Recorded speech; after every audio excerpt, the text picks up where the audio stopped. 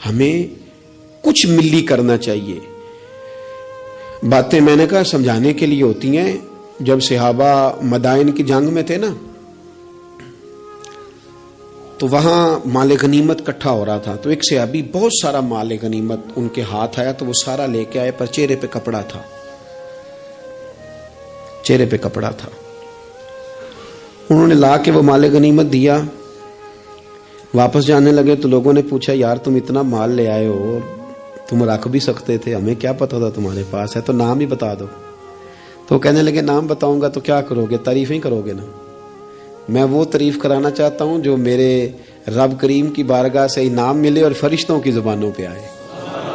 تم تو 1-2-4 منٹ کے لیے کرو گے, بات ختم ہو جائے گی. اور پھر کہنے لگے اگر تم نے ضرور ہی کرنی ہے نا تو میرا نام چھوڑو, میرے رب کی تعریف کرو جو تعریف کے قابل ہے. الحمدللہ رب العالمین, اس کی کرو تعریف. تمہیں میں کیوں نام بتاؤں؟ کہتے وہ چلے گئے صحابی چھوڑ کے, تو لوگوں کو اتنا تجسس ہوا کہ کوئی پیچھا کر رہا ہے, کوئی ان کے دوستوں سے پوچھ رہا ہے, کوئی ان کے قبیلے سے پوچھ رہا ہے. جب وہ سارے لوگ گھوم رہے تھے نا, اللہ اکبر, تو صحابی سے لوگوں نے کہا کہ آپ کے پیچھے تو لوگ لگ گئے ہیں. کہنے لگے دیکھ لو, پھر اگر میں نے اپنی تعریفیں روکی تھی تو میرے رب نے جگہ جگہ میری تعریفیں کرا دی, جگہ جگہ. اور میرے دل میں ابھی بھی نہیں ہے کہ میری تعریف کی جائے. تعریف اس رب کی ہونی چاہیے جو تعریف کے لائق ہے. ہم نا سطحی سوچے پیدا کرتے ہیں, سطحی. صاحب نے ایک جگہ پہ لکھا ہے, اس نے کہا یہ جہاں آج منگلا ڈیم ہے نا, یہاں پہلے میرپور شہر ہوتا تھا. اصل ایک جنگ میں جب یہ تباہ ہوا نا تو بڑا درد تھا شہر کے پرانے لوگوں میں کہ ہمارا شہر پھر سے آباد ہو جائے. کہتے ہیں میری ڈیوٹی تھی, ایک افسر میرے ساتھ اور تھا, جیپ میں جا رہے تھے. ایک بوڑھا آدمی, اس کی بیوی ساتھ, گدھے پہ 2 بوریاں رکھ کے گزر رہا ہے. ہمارا گاڑی قریب سے گزرنے لگی تو ہاتھ دے کے کہنے لگا پتر بیت المال کدھر ہے جہاں مال جمع کراتے ہیں؟ حکومت کی وزارت خزانہ کا دفتر کہاں ہے؟ کہتے میں نے بوڑھے کو دیکھا اور اس کی بیوی کو دیکھا, دونوں, ایک نے اس طرف سے بوری پکڑی ہے, ایک نے اس طرف سے, گدھا چل رہا ہے. میں نے ان سے کہا بابا کدھر جا رہے ہو اور یہ کیا ہے؟ کہنے لگے پتر ہمارا شہر تباہ ہو گیا ہے. تو میں نے اور میری بیوی نے کئی مہینے لگا کے ملبہ صاف کر کے چاندی اور سونا جمع کیا ہے. یہ 2 بوریوں میں بھرا ہے پتر, صحیح نظر بھی نہیں آتا. یہ پہنچانا ہے ذرا بیت المال میں تاکہ ہمارا شہر پھر سے بن جائے, حکومت کے خزانے میں پیسے آئیں, یہ بستیاں پھر سے آباد ہو جائیں. ہمارے بزرگوں کی, ہمارے بڑوں کی یہاں قبریں ہیں, یہ شہر بستا رہے, ہنستا رہے, لوگ یہاں آتے رہیں, کوئی ہماری قبروں پہ. کہتے میں نے بابے کے ہاتھ دیکھے تو چھالے سے بھرے ہوئے, اس کے کپڑے دیکھے تو پھٹے ہوئے, بوری سونے کی بھری ہوئی. کہتے میں رو پڑا.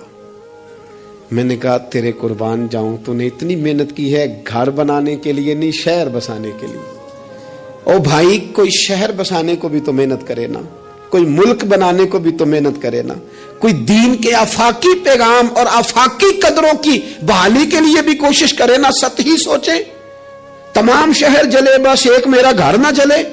کوئی ایسا کام, کوئی ایسا معاملہ, کوئی ایسی چیز جو آفاقی ہو, جو بڑی ہو. آپ کی سوچیں اگر تھوڑی سی بھی وسعت پیدا کر دیں تو اللہ تعالیٰ اس میں آپ کے لیے برکت پیدا کر دیتا ہے.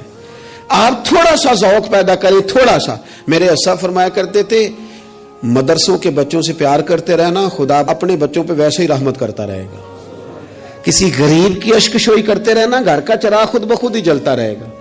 سوچیں چھوٹی ہیں, سطحی ہیں, ہمارا مفاد چھوٹا ہے, ہم اس کے اندر وسعت لانے کو تیار نہیں ہوتے, چھوٹا لالچ برپا کرتے ہیں, حضور بڑی سوچ دیتے. سراقہ بن مالک کہتے ہیں کہ ابو جہل نے کہا کہ 100 سرخ اونٹ ملیں گے جو حضور کو معاذ اللہ گرفتار کرے گا. میں 100 سرخ اونٹوں کے لالچ میں گیا اور میں حضور تک پہنچ گیا. وہ تو حضور نے حکم دیا تو زمین نے میرے گھوڑے کے پیر پکڑ لیے, اندر دھستے چلے جا رہے تھے.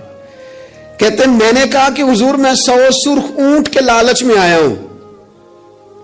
اس زمانے میں سب سے بڑی سلطنت کیسر روم کی تھی اور اس کی جو شے سب سے زیادہ مشہور تھی وہ سونے کے کنگن تھے. ظاہری طور پر بڑا بادشاہ اور بڑی چیز ہاتھوں میں. آپ خاص غور کریں میں کیا کہنے لگا ہوں. او سنگیو, وہ کہتے ہیں میں آیا تھا 100 سرخ اونٹ کے لیے. تو حضور مجھے فرمانے لگے تو 100 سرخ اونٹ کے پیچھے میں ہے اور میں تیرے ہاتھوں میں کسرا کے کنگن دیکھ رہا ہوں. او بھائی اس سے باہر نکل، اب تو 100 سرخ اونٹوں سے، یہ بھی کوئی بات ہے؟ اتنا چھوٹا مفاد رکھنے کا کیا مطلب ہو؟ آپ اپنی زندگی میں بڑی اور آفاقی سوچ پیدا کریں۔ امام غزالی کہتے ہیں تو بانٹنے کا ذہن تو بنا، خدا تجھے بانٹنے کی توفیق بھی عطا کر دے گا۔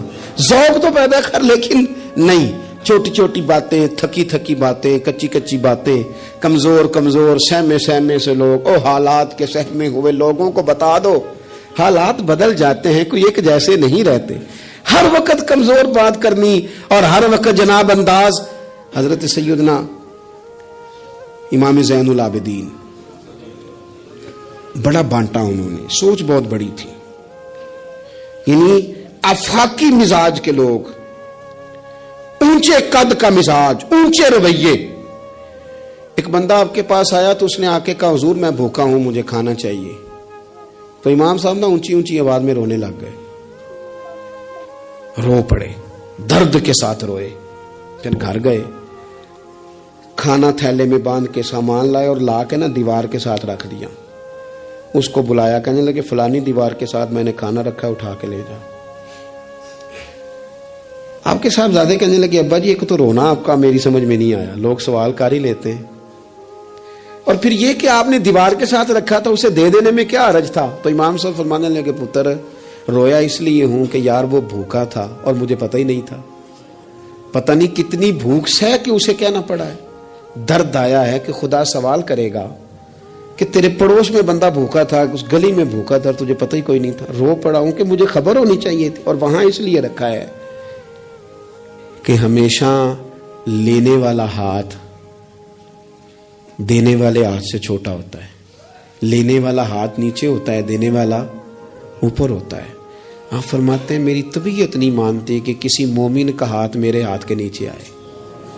یہ سارے ہاتھ شانوں والے ہیں، لہذا میں ہاتھ سے پکڑاتا ہی نہیں، میں کسی کی نظر کیوں جھکاؤں، کیوں کسی کو اس طرح کا کروں کہ اس کی نظریں جھک جائے میرے سامنے کہ مجھے اس نے دیا ہے اور وہ شکر گزار بنے۔ میں یہ کام، اس کسی نے کہا تھا نا کہ یوں تو ہر ایک کو شیطان سے ڈر لگتا ہے، اور مجھ کو اس دور کے کچھ انسانوں سے ڈر لگتا ہے، اور جس کی ہر بات میں پوشیدہ ہو نشتر کی چبھن، ایسے ہر صاحب احسان سے ڈر لگتا ہے۔ اس نے احسان کر کے پھر نشتر چبھونے، اس سے ڈر آتا۔ فرمایا میں نہیں چاہتا اتنی بڑی سوچیں جب لوگوں کی ہوتی ہیں تو پھر میرے بھائی انداز اور ہوتے ہیں۔ کچھ لوگ ایسے ہوتے ہیں کہ وہ پہلے قوم کا درد رکھتے ہیں، لیکن پھر جب انہیں دولت مل جاتی ہے، کوئی عہدہ مل جاتا ہے، پھر اس طرح کے نہیں رہتے۔ بعض لوگ پہلے نیک ہوتے ہیں، بڑے پرہیزگار ہوتے ہیں، غریبوں کا درد رکھتے ہیں، ان کی سوچیں سلجھ، پھر ان کو عہدہ مل جاتا ہے، پھر آہستہ آہستہ وہ کہنے لگ جاتے ہیں سارا ٹھیک ہے جی، کدھر ہے مہنگائی؟ کچھ بھی نہیں۔ جب بندہ جب تک کرائے کی گاڑی میں سفر کرتا ہے تب تک تو وہ کہہ رہا ہوتا ہے کہ کتنا کرایہ بڑھا دیا آپ نے، 5 روپے اضافہ کر دیا، اور جب وہ اپنی گاڑی میں بیٹھے پھر وہ جو بس کے پیچھے ہوتے ہیں وہ بیوقوف نظر آتے ہیں، کیا ہوں اب تو اس کے پاس پجارو ہے، اس کو کیسے وہ لوگ اب بھلے نظر آئیں گے؟ لیکن وہ بھائی ابھی بھی ہیں کچھ گھر جہاں رات کو یہ ڈسکس ہوتی ہے کہ شادی آ گئی ہے ملتان تو کرایہ کہاں سے پورا کرنا ہے، کرایہ تھوڑا ہے لہذا بچے رہنے دو، خود چلے جاتے ہیں، وہاں کچھ دینا دلانا بھی پڑے گا۔ ابھی بھی ہیں لوگ جو بیچارے ادھار پکڑ کے بیاہ پہ کرایہ لگاتے ہیں، لیکن جب سوچ کسی کی وہ رہتی نہیں۔ عبد الملک بن مروان بڑا نیک کہلاتا تھا، فقہا میں شمار ہوتا تھا، اتنی مسجد میں بیٹھ کے عبادت کرتا تھا کہ اس کو حمامت المسجد، مسجد کا کبوتر کہنے لگ گئے لوگ۔ لیکن پھر اس کے خلیفہ بننے کا اعلان ہوا، جس دن اعلان ہوا اس دن بھی مسجد میں بیٹھا تھا۔ پھر اس نے قرآن مجید رکھ کے نا الماری میں، تو کہنے لگا لگتا ہے اب میری اور قرآن کی جدائی ہونے لگی۔ پھر وہ یہی شخص تھا جس نے حجاج بن یوسف جیسا ظالم آدمی گورنر بنایا، یہ وہی تھا جس کے دور حکومت میں حضرت عبداللہ بن زبیر جیسے لوگ شہید کیے گئے۔ بس وہ کیفیت ہی نہیں رہی، منصب مل گیا، عہدہ مل گیا تو ختم ہو گئی بات۔ لیکن کچھ لوگ حضرت عمر بن عبدالعزیز کی طرح کے بھی آئے، اتنا قیمتی لباس پہنتے تھے کہ دنیا عش کر اٹھتی تھی، لیکن وہی عمر بن عبدالعزیز تھے کہ جب خلیفہ بنے تو پھر انہوں نے کہا اس طرح کا پہنوں گا جس طرح کا میری رعایا کا غریب آدمی پہنتا ہے۔ بیوی سے کہنے لگے مجھے رکھنا ہے کہ مال دولت رکھنا ہے؟ اس نے کہا آپ کو رکھنا ہے۔ وہ ایک خلیفہ کی بیوی، ایک بادشاہ کی بہن، ایک بادشاہ کی بیٹی تھی، پر سارے زیور خیرات کر دیے۔